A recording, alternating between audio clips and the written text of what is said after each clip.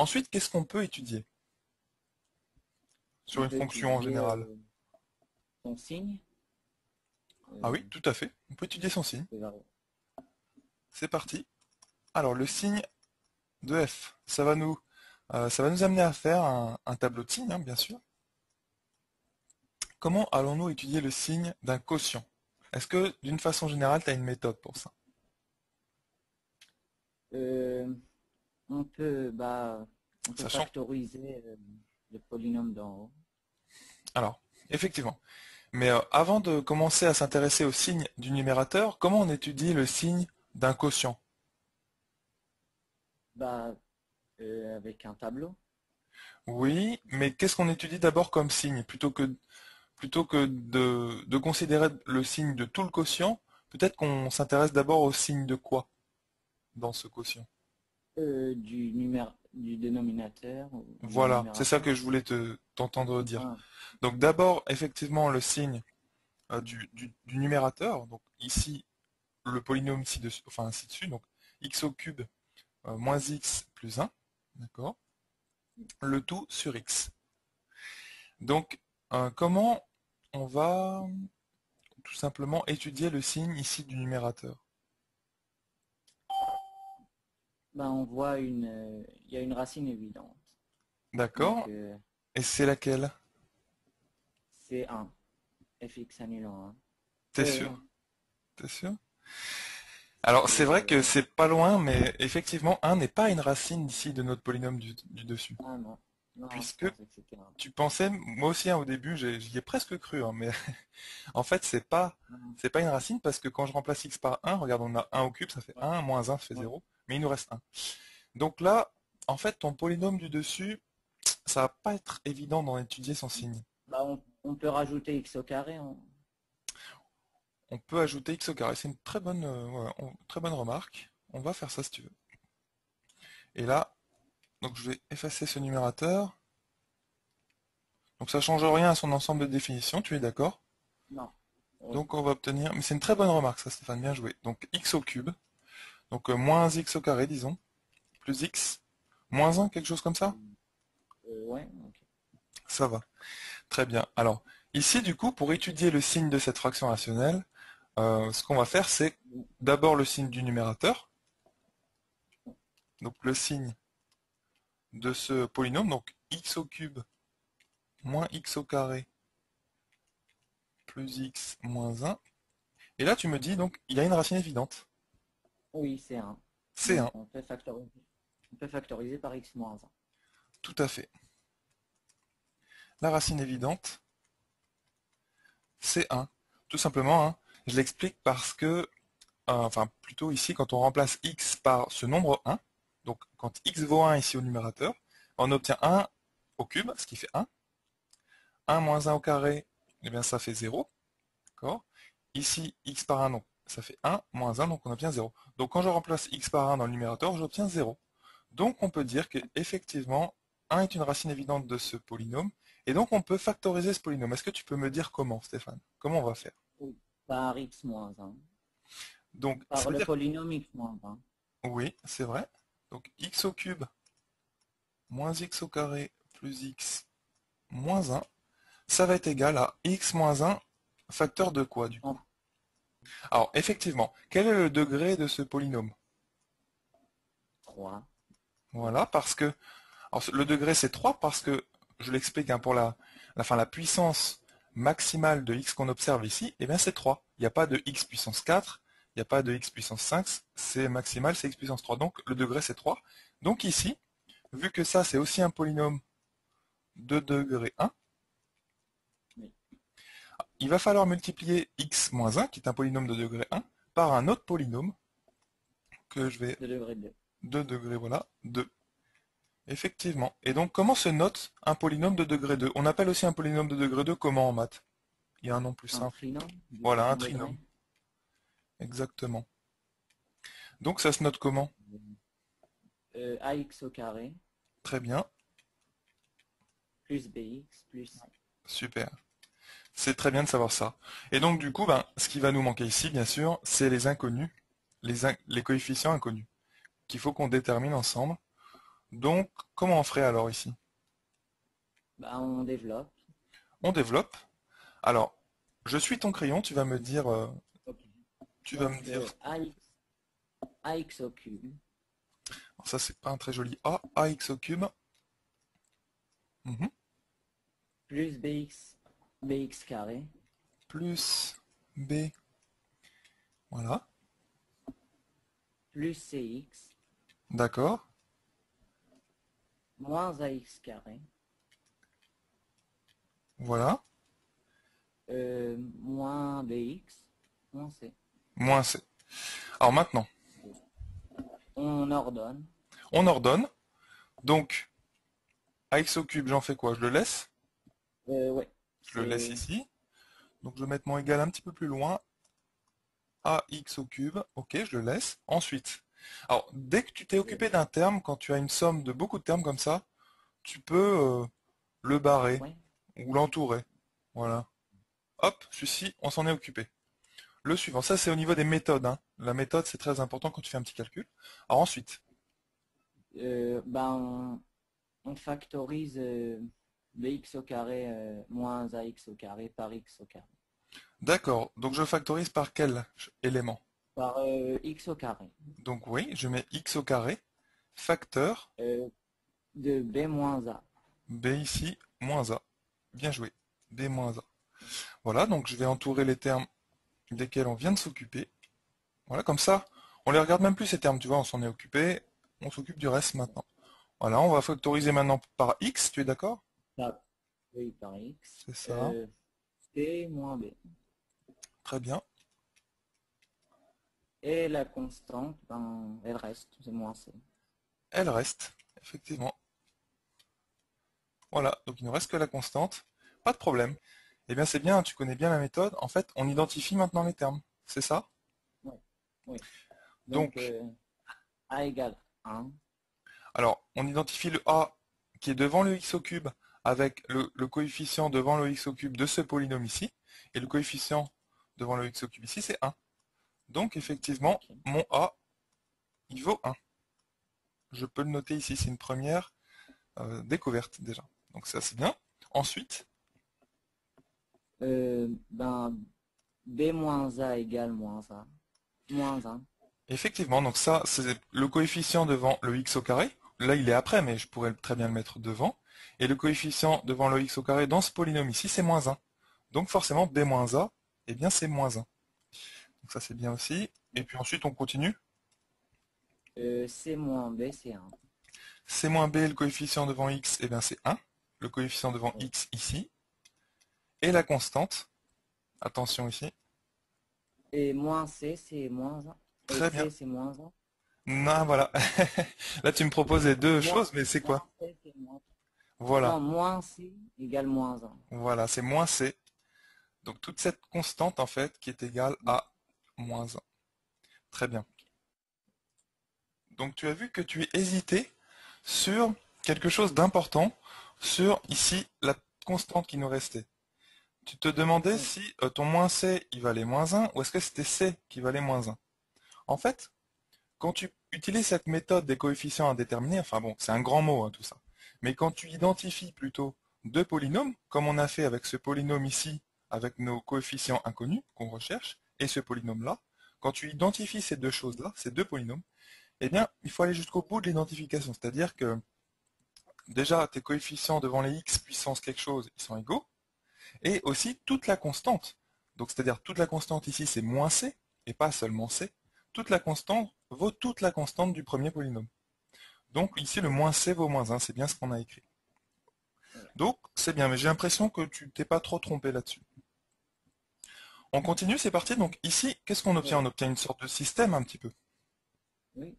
Donc, Voilà. ben, on remplace moins a par moins 1. On va remplacer moins a par moins 1. Maintenant, est-ce qu'on peut aller un petit peu plus vite oralement? C'est vrai que j'ai pas beaucoup de place ici, Et mais donc, combien va donc b valoir le petit égale b? 0. Le petit b, il B va égale valoir en 0. fait moins a plus a, 0. tu es d'accord? Voilà. Donc Oui. 0. Bien joué. Donc, Et c, ben, c égale 1. On va multiplier par moins 1 des deux côtés. alors, le petit c, il vaut 1. tout à fait. Parce que le petit b, comme on vient de trouver, il vaut 0.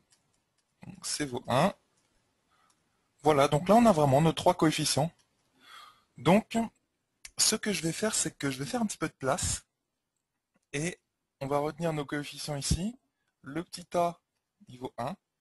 Le petit b, il vaut 0. Et le petit c, il vaut 1. Bon, ok. Du coup, je vais effacer tout ça. Comme ça, je vais faire un peu de place. Donc, on va obtenir finalement notre f de x. On étudie ici le signe. On se rappelle que l'ensemble des définitions, eh bien, c'est r privé de 0, donc r étoile. Parce qu'on ne peut Ouais. pas avoir x égale 0 ici, vu que x est au dénominateur. Le signe. Donc là, on en était plutôt au signe de x au cube, donc du numérateur en x au cube moins x au carré plus x moins 1, qui valait, on vient de trouver, donc x moins 1 facteur de De x.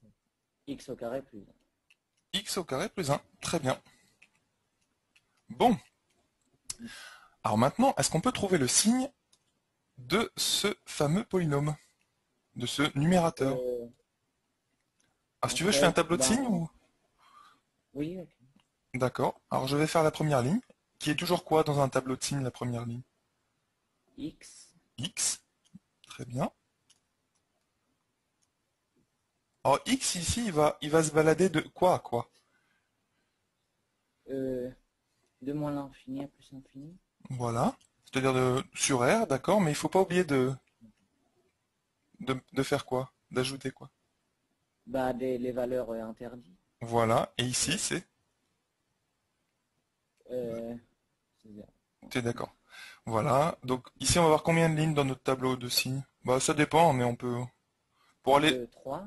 pour aller lentement, on peut effectivement en faire trois, c'est-à-dire celle du numérateur, donc je vais noter, bah, je vais le renoter, ou je vais mettre n de x. Donc notre n comme numérateur, donc notre n de x, j'ai du mal à le dire, c'est égal à ce polynôme. D'accord. Alors, on aurait pu aller un petit peu plus lentement quand même, hein, mais bon, si Non, tu es déjà à l'aise, ça peut aller. Alors, comment on va trouver le signe de ce polynôme maintenant qu'on l'a factorisé? en fait, le numérateur, il dépend de x moins 1, puisque x au carré plus 1 est tout le temps positif. Très bien. Donc ça, c'est très bien. C'est-à-dire que cette chose, je l'explique pour tout le monde, mais tu as bien compris, x au carré plus 1, quelle que soit la valeur de x, je peux prendre x égale moins 10 000, x égale moins 7, x égale 3,5, c'est toujours positif. Tout simplement parce que x au carré déjà c'est toujours positif ou nul, et quand on ajoute 1, bah, c'est encore plus positif. Donc de toute façon x au carré plus 1 c'est toujours positif. Donc c'est vrai, le signe de n de Et x dépend de x moins 1. Et quel est le signe donc de x moins 1? C'est même pas dépend de, hein, bah, c'est il est le signe de x moins 1, il est. 1. Ouais. Euh, donc x moins 1 égale 0 pour voir avec Alors, l'axe des abscisses. c'est vrai, on peut faire ça, mais un petit peu plus rapidement. Est-ce que tu peux pas me dire à Ah, quoi ça correspond comme fonction, la fonction qui a x associe x moins 1? c'est une droite. Une droite. Alors, effectivement, c'est une droite, et ça s'appelle comment comme fonction? Affine. Voilà, une fonction affine, c'est-à-dire du type ax plus b. Donc ici, si je mets un axe x, un axe y, est-ce que tu peux m'aider à tracer rapidement cette fonction, sachant que je vais placer l'unité là, Bah, et là l'origine, L'ordonnée bien à sûr. l'origine, l'ordonnée à l'origine, c'est moins 1.